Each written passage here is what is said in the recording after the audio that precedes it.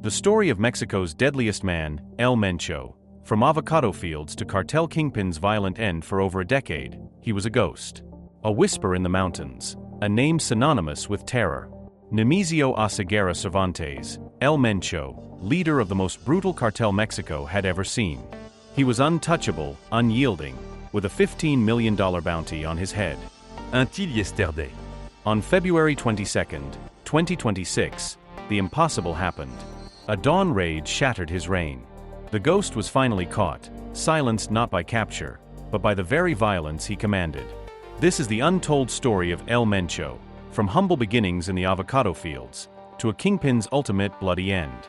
Nemesio Oseguera Cervantes was born on July 17, 1966, in the impoverished village of Culatitlan, Michoacán. There was no grandeur here, only the hard-scrabble reality of 6 brothers struggling to survive. By the 5th grade, school was a luxury he couldn't afford. He traded textbooks for avocado fields, a familiar story for many. But even then, a different path beckoned. By 14, he was already guarding illegal marijuana plantations, his first taste of the shadow economy. Like countless others, the lure of the American dream pulled him north in the 1980s. Illegally, he crossed into California, settling in the Bay Area. But for Mencho, the dream quickly soured into a nightmare of petty crime. Arrests piled up, stolen property, firearms. But it was in 1992 that his true criminal instincts emerged. Caught in a heroin sting with his brother Abraham, Mencho saw the trap. He took the fall, serving 3 years in prison, learning the cost of betrayal and the value of loyalty within his own family. In 1997, his American chapter closed with deportation. He was sent back to Mexico, carrying not just a criminal record, but a hardening resolve. What happened next was a chilling masterclass in strategic infiltration. Upon his return, Nemesio Oseguera Cervantes didn't dive straight back into the underworld. He became a police officer. In Cabo Corrienten, Tomatlan, Jalisco, et Wars Uniforme. He learned the routes, the patrols, the weaknesses, and the contacts within law enforcement, knowledge that would prove invaluable for his future empire. He soon left the force, joining the powerful Jalisco Cartel.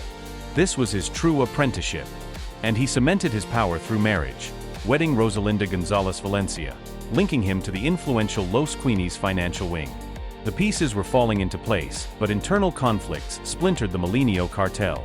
From the chaos, El Mencho saw an opportunity. He formed Los Mata Zetas, the Zeta Killers, a brutal enforcer group, initially aligned with El Chapo's Sinaloa cartel. However, Mencho was no one's foot soldier. Around 2009 to 2010, the Jalisco New Generation Cartel, the CJNG, was born. It wasn't just another drug gang, it was a paramilitary corporation built on ruthlessness and unprecedented violence. Under El Mencho, the CJNG quickly became known for its sheer brutality, public executions, kidnappings, and a willingness to confront the state head-on. Mexico had never seen a cartel so brazen, so well-armed, so utterly terrifying. El Mencho wasn't just violent, he was an innovator of terror. He was the first to deploy weaponized drones against rivals and the military. In 2015, the CJNG shocked the world by shooting down an army helicopter with a rocket-propelled grenade. No cartel had dared such a direct challenge. He shifted the focus of his empire from plant-based drugs to the synthetic titans, methamphetamine and fentanyl. This pivot made the CJNG a multi-billion-dollar enterprise, responsible for flooding markets across North America.